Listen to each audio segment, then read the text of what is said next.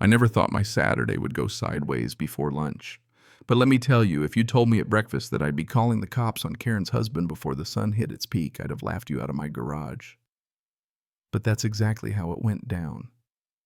You ever have one of those days where the universe just lines up a mess for you, wraps it in a bow, and dares you not to lose your mind? That was me right there, rubbing a little extra shine onto my '67 Mustang, thinking life was good and quiet until I heard that soft click at the garage door. At first I figured it was just the neighbor's cat, maybe the mailman running late. Then in walks Karen's husband, looking around like he owns the place, like he's checking to see if the silverware is still in the drawer. Now, my first instinct wasn't panic. No, it was confusion, mixed with that gnawing feeling you get when you realize someone's about to try something real dumb right in front of you. And the look in his eyes. You ever see a kid at the candy counter with no parents around? That was him staring at my Mustang like he could already taste the freedom in his mouth. Before I even had a chance to blink, he struts right up like he's been practicing this moment in the mirror. "Hey, mind if I borrow your Mustang for a bit?" And he says it with that half grin, the one a cross between a used car salesman and a guy who thinks rules are just polite suggestions. Borrow my Mustang. I mean, I've let folks borrow tools, maybe a lawn chair now and then. Heck, even my drill, but my car.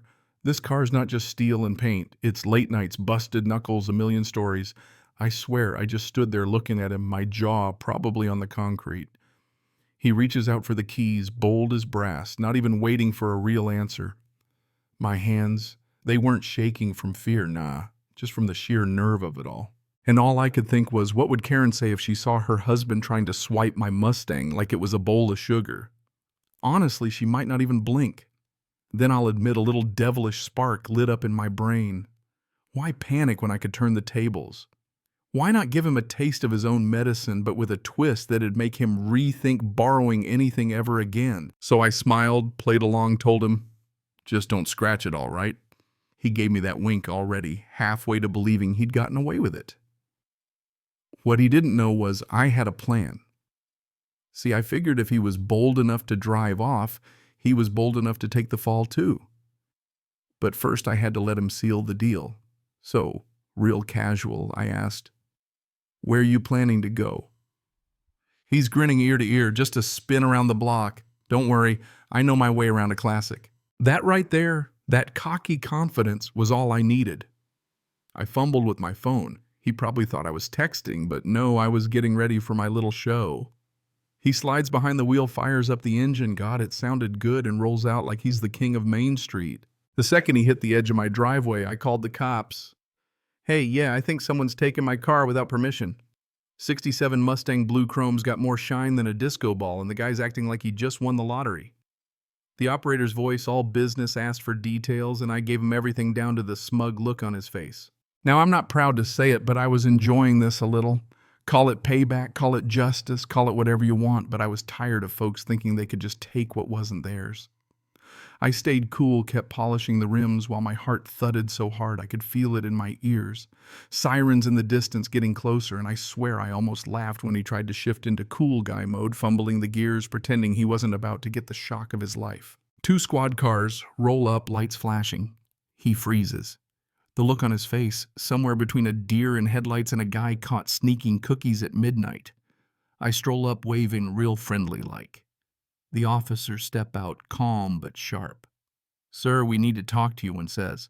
Suddenly, Mr. Cool is trying every excuse in the book. I was just borrowing it, honest. I was going to bring it right back. But the law isn't really big on just borrowing, especially when you didn't ask first. Watching his confidence melt into panic, I can't lie, it was a little bit beautiful. One of the officers asks for his ID. He digs through his wallet, dropping cards, receipts. Probably a coupon for free fries, just making a mess of it. By this point, I'm thinking, buddy, you should have stuck to lawn chairs. And just when I thought the show was over, the real twist rolls up Karen herself. You could almost hear the record scratch. She pulls up, gets out of her car, arms crossed, scanning the scene like she's about to solve a murder on primetime TV. "What on earth happened here?" she asks, voice somewhere between suspicious and scandalized. I keep my face straight inside. I'm about to bust out laughing. Oh, nothing much. Your husband thought he'd take my Mustang for a joyride. Police are just helping him out now. Karen's mouth opens and closes goldfish style, trying to process the whole circus. Borrow without asking. She's incredulous, shooting her husband a look that could melt steel. I just shrug as if lending a car is something I do every Saturday. He seemed pretty sure he could handle it. But rules are rules. She glares at him, then at me, clearly calculating who to be mad at first. After a long, loaded pause, she sighs, half annoyed, half resigned. Well, I guess you handled this better than I would have. Meanwhile, her husband is slumped in the back of the squad car, muttering, plotting his revenge, or maybe just running over the world's worst apology speech in his head. Honestly, it was hard not to enjoy the symmetry of it all. One minute he's king of the world, next minute he's explaining himself to the local PD. Karen shakes her head, and with this little sideways grin, she says, "Next time, maybe just ask." I laugh. We'll see about that. But honestly, some things you just can't borrow. This Mustang, it's not going anywhere without me. She drives off, probably off to bail out her husband, or maybe just to have a little talk about boundaries and, common sense. I walk back into my garage, finally letting myself breathe Mustang safe and sound sunlight dancing on the hood like nothing ever happened. Sometimes you don't realize how close you are to chaos until it's right there in your driveway, and how good it feels to see justice play out in real time, even if it's just over a car and a little bit of pride. And listen, I gotta ask, if someone tried to borrow your car without asking, would you play it cool, or would you lose your mind?